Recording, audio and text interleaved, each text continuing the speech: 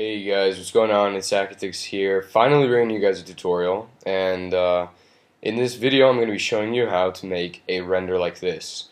Now, this is a style that I found myself. I mean, I'm sure there's other people that have done it or something similar to this, but I haven't seen anybody else, any other tutorials or anything. I was just messing around in Cinema4D and I happened to stumble across this sick idea. So I'm going to be teaching you guys how to make these tubes, as well as just this overall logo text setup which I used, and I think it looks actually pretty sick. So let's get right into it. So you're going to be in Cinema 4D. I'm going to bring up my...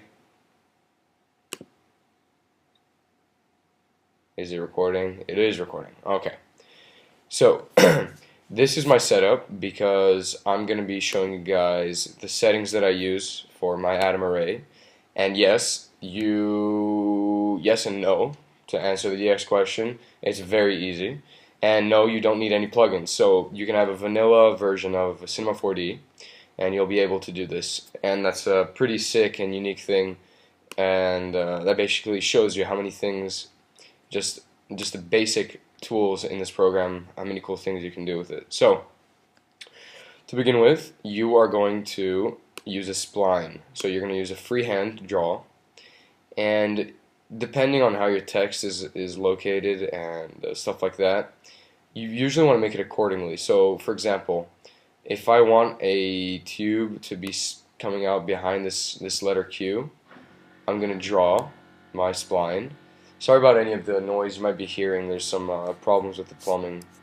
Anyways, you're gonna click on your spline, hold Alt, go to Sweep NURBS, and what that does is basically just puts the spline right inside it. Then you're gonna go back to you're gonna go to your circle right here, drag that inside the spline, and then make the radius 2. And so right away, as you're gonna see, your freehand, or what you drew before, is now a 3D tube, just like that. And obviously you can change the radius of this to whatever you like, but I think 2 works well. So let's put that on 2. And then what you're going to do is you're going to drag this all into an atom array, just like that. And at first it's going to look kind of weird because the sphere radius is too high. So I'm going to put it to 0.4, or actually I'm going to check the other one. So, okay, these are my settings. My sphere radius is 1.18, let's say, 1.18 centimeters.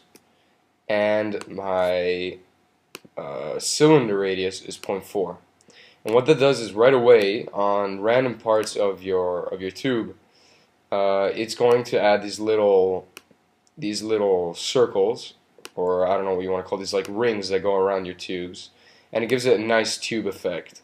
So the next trick is basically setting up the text. That's the important thing. So actually I'm going to,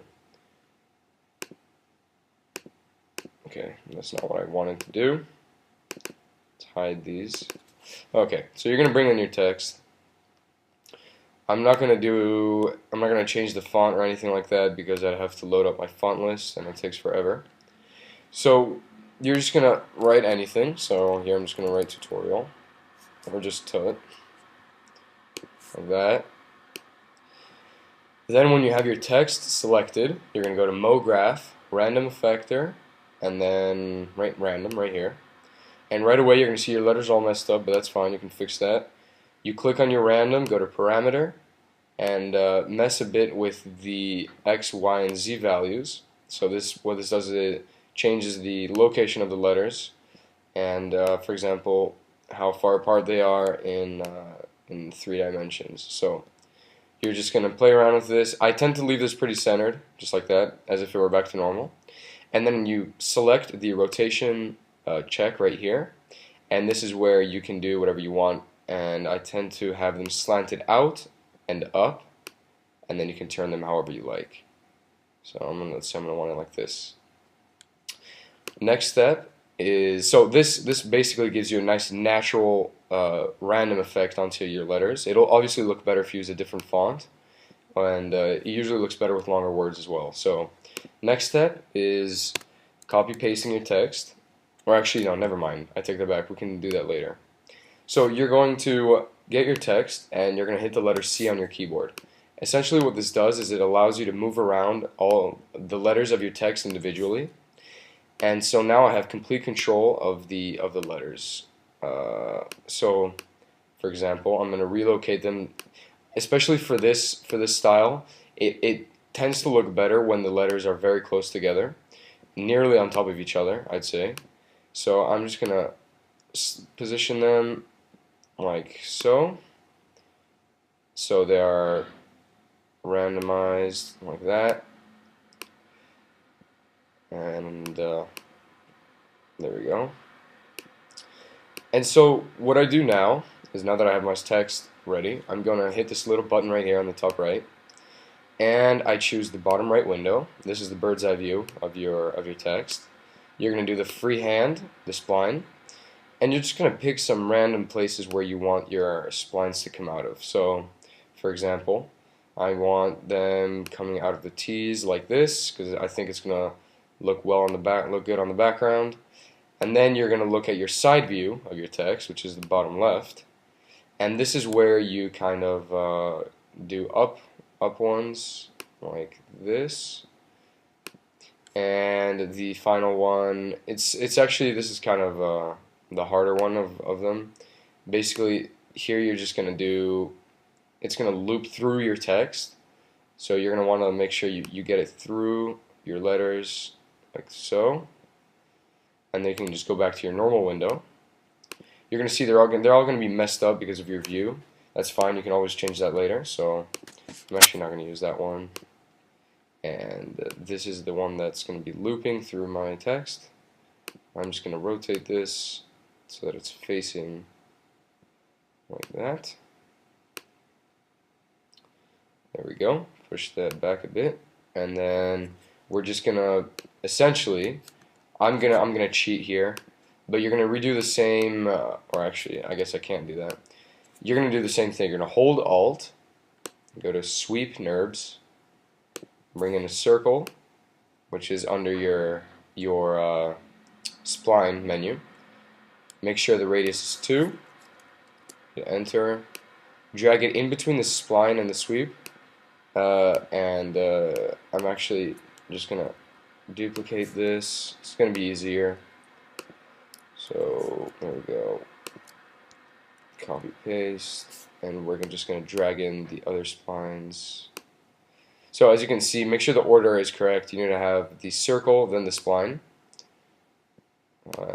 Let's see if I can get this to actually work. There we go. Same thing here. Spline is after. Let's copy paste this one more time. There we go. And I'm gonna copy paste my atom array right here. 2, 3, 4, and just drag in all my sweep NURBS like that. And so now, if they won't disappear for you, they just did because I had my options selected that way. And so now, as you can see, you have your tubes, just like that. So this is where it comes to the point in your render where you just mess around with the rotation and the basic overall location of your tubes. You want to make sure it looks like a natural location, something that looks nice. You really want to give it a natural look. That's the best tip I can give you guys when trying to move around your tubes. Have it go like through your letters, inside and out, like looping through different parts of your text. It just gives it a better look. For like here, I had it coming out of the letter D, just like that, looping around the letters, having multiple like foreground and background layers. And what I did was, for the team renders, I had the team logo behind it, slightly rotated it upwards, and then had small variations or small copies of the logo on tiny tubes as if they were arms that was part of the render, just like here and here and here. So and right there. So basically that's pretty much it. The final step is going to create a fillet cap for your text. So after you're done rotating all your letters, you're going to select all after duplicating it, that is. So now I have 2 copies of it. So the duplicate, you're just going to select all your layers, go to caps, go to fillet, turn it down to 1 centimeter radius on each, and then you can apply any color that you like. So just like that, you have created your tube setup. And obviously this is a very poor example of what you can actually do, but there are so many variations for this. For example, the quasi one, this is the Synergy Murda. I had horrors. There's so many different ways of doing this, and it really comes down to how well you position these tubes. So make sure you make it look natural. Have them be in a lot of different places. Don't overdo it though. And yeah, that's pretty much it, guys. So if you enjoyed and this helped you out, and you'd like to see more tutorials like this, make sure to drop a like and definitely a comment and subscribe if you liked it. And yeah, that's pretty much it, guys. Peace out.